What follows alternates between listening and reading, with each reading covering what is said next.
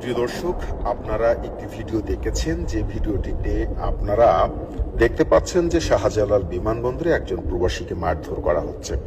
তবে আমার আজকের এই ভিডিওটি হচ্ছে যে প্রবাসীকে আসলে কি মারধর করা হয়েছে এবং কে আগে প্রথম কার গায়ে হাত তুলেছেন।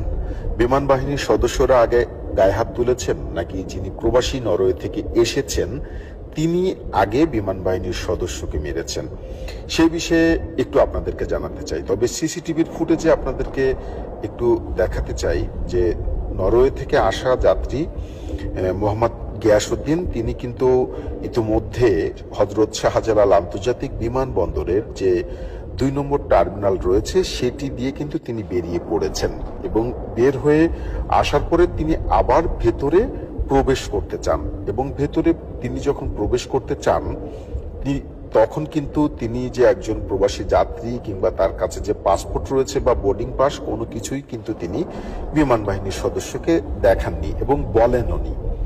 সুতরাং একজন যাত্রী চাইলেই কিন্তু একটি স্পর্শকাতর এমন জায়গায় তিনি কিন্তু ভিতরে প্রবেশ করতে পারেন না। যখন আপনারা ভিডিওতে দেখতে পাচ্ছেন যে নরওয়ে থেকে আসা মোহাম্মদ গিয়াসউদ্দিন তিনি কিন্তু এখন ভেতরে প্রবেশ করতে চাচ্ছেন, কিন্তু বিমান বাহিনীর সদস্যরা তার কাছে জানতে চেয়েছেন যে আপনি কেন ভেতরে যাবেন। তখন তিনি উচ্চস্বরে কথা বলতে শুরু করেন এবং বিমান বাহিনীর সদস্যের উপরে এই যে এখন দেখতে পাচ্ছেন যে তিনি প্রথমেই কিন্তু আক্রমণ করলেন।